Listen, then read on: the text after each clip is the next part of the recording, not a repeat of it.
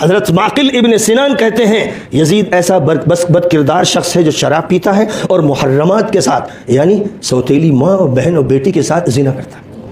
حضرت عبداللہ ابن حنظلہ جو بڑے جلیل القدر صحابی حضرت حنظلہ کے بیٹے ہیں، انہوں نے کہا چونکہ یزید بد کردار، بد تینت، اپنی سوتیلی ماؤں، بیٹیوں اور بہنوں سے بدکاری کا ارتکاب کرتا ہے، شراب پیتا ہے اور نماز چھوڑتا ہے، اللہ کی قسم اگر لوگوں میں سے ایک فرد بھی میرا ساتھ دینے والا نہ رہتا تو بھی یقیناً اس کے خلاف میں معرکہ حق و باطل برپا کر دیتا۔ حضرت سبت ابن الجوزی بڑے علامہ ہیں، وہ یہ کہتے ہیں کہ یزید بد کردار، بد تینت، اپنے محرم رشتوں یعنی ماؤں، بہنوں اور بیٹیوں سے بدکاری کا ارتکاب کرتا تھا، شراب پیتا تھا، نماز چھوڑ دیتا تھا اور نبی کے بیٹوں، ان کی اولاد کا قاتل تھا، ملعون تھا، وہ خبیث تھا، وہ کافر تھا، وہ مجرم تھا، وہ جہنمی تھا۔ اب یہ قول ہے اور یہ قول ہے، جو بھی اس کے خلاف قول ہے وہ مردود ہے، وہ ناقابل قبول ہے۔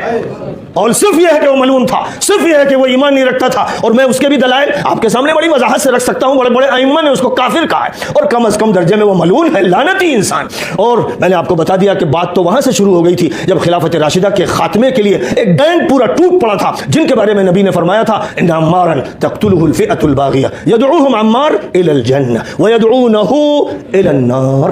تو وہ جہنم کے داعی ہوں گے جو باغی تھے، یہ حضور کا بیان ہے صحیح حدیث میں، اور یہ کہ حکومت ان کی کاٹ کھانے والی مجرمانہ بادشاہت ہوگی، یہ حضور کا قول ہے۔ اور یزید کے بارے میں یہ ہے کہ وہ میرے دین کو بدل ڈالے گا، ابو ذر غفاری رضی اللہ تعالیٰ عنہ کی روایت ہے۔ اور پھر نبی پاک علیہ الصلوۃ والسلام کو حضرت ام سلمہ نے دیکھا کہ کمرے میں موجود ہیں، حسین چلے گئے تو ان کو لپٹا کر رونے لگے، تو حضرت ام سلمہ نے کہا حضور کیا بات ہے، کیوں رو رہے ہیں؟ فرمایا کہ جبرائیل آئے اور فرمایا، اور انہوں نے بتایا کہ آپ کی امت کے لوگ مجرم خبیث آپ کے نواسے کو قتل کریں گے۔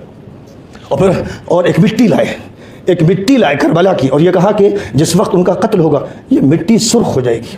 حضرت ام سلمہ رضی اللہ تعالیٰ عنہ کہتی ہے کہ وہ مٹی میں نے رکھ لی، اور جس دن وہاں شہادت حضرت حسین کی ہوئی اپنی آنکھوں سے میں نے دیکھا کہ وہ مٹی سرخ ہو گئی، خون میں لطپت ہو گئی۔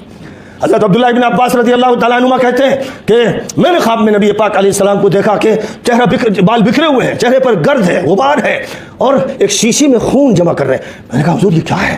فرمایا کہ حسین اور جو ہمارے اہل بیت ہیں ان کا خون جمع کر رہا ہوں، فرمایا میں نے حسین کی شہادت ابھی دیکھی۔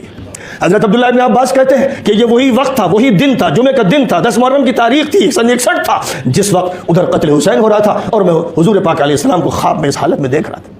اے لوگو حق پہچانو، حق بالکل واضح ہے، قرآن نے بھی واضح کر دیا، احادیث نے واضح کر دیا۔